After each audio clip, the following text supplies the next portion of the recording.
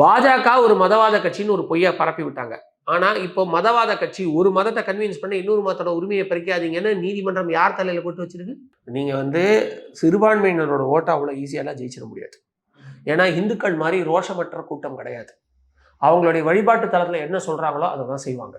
எவ்வளவுதான் விஜய்க்கு ப்ராமிஸ் பண்ணாலும் அவங்க வழிபாட்டு தளத்துல திமுகவுக்கு ஓட்டு போடணும்னு சொன்னா உடனே திமுகவுக்கு ஓட்டு போட்டுருவாங்க. So that is volatile.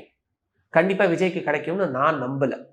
அப்படியே கிடைச்சாலும் இந்துக்களுக்கு, அதாவது அப்படியே கிடைச்சாலும் திமுகவுக்கு எதிரான ஓட்டையும் ஸ்பிளிட் பண்றது தான் டிஎம்கேவோட வேலை. ஸோ எவ்வளோக்கு எவ்வளோ கிறிஸ்தவ ஓட்டுகள் போதோ அவ்வளோக்கு எவ்வளோ இந்து ஓட்டுகள், திமுகவுக்கு எதிரான ஓட்டுகள் செதறடிக்கணுங்கிறது அவங்களோட ஐடியாலஜி. நீங்க நல்லா பாருங்க, விஜய் இது வரைக்கும் ஒரு 8 மேடையில பேசியிருப்பாரா? எந்த ஒரு மேடையிலையாவது நீங்க நல்லா யோசிச்சு பாருங்க பிரதர், திமுகவுக்கு வாக்களிக்காதீங்கன்னு அவர் சொல்லியிருக்காரா? திமுகவுக்கு வாக்களிப்பது இதுவே கடைசி முறையாக இருக்கட்டும், இனிமே யாரும் திமுகவுக்கு ஓட்டு போடணும்னு நினைச்சு கூட பார்க்காதீங்கன்னு அண்ணாமலை பேசி நீங்க கேட்டிருப்பீங்க. நான் காட்டுக்கத்தால எல்லா வீடியோலையும் கேட்பேன், இதுக்கப்புறம் திமுக ஓட்டு போட போறீங்களான்னு எடப்பாடி அவர்கள் கேள்வி கேட்டு நீங்க பார்த்துருப்பீங்க. ஆனா ஒரு மேடையிலையாவது விஜய் அவர்கள் திமுகவுக்கு வாக்களிக்காதீங்க அப்படின்னு சொல்லியிருக்காரா? ஆனா திமுகவுக்கு எதிரி நான் தான், திமுகவுக்கு எதிரி நான் தான், இது எங்கேயோ கேட்ட மாதிரி இல்லை. இதே தான் கமலும் செஞ்சார்.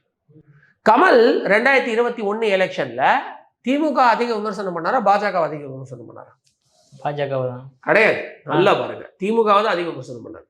2021 எலெக்ஷன்ல திமுகவை தான் பயங்கரமா டார்கெட் பண்ணாரு கமல் அவர்கள். இப்ப எங்க இருக்காரு? அதே ஸ்ட்ராட்டஜி தான். ஸோ பாஜக ஒரு மதவாத கட்சின்னு ஒரு பொய்யா பரப்பி விட்டாங்க. ஆனா இப்போ மதவாத கட்சி ஒரு மதத்தை கன்வின்ஸ் பண்ணி இன்னொரு மதத்தோட உரிமையை பறிக்காதீங்கன்னு நீதிமன்றம் யார் தலையில போட்டு வச்சிருக்கு? திமுக தலையில.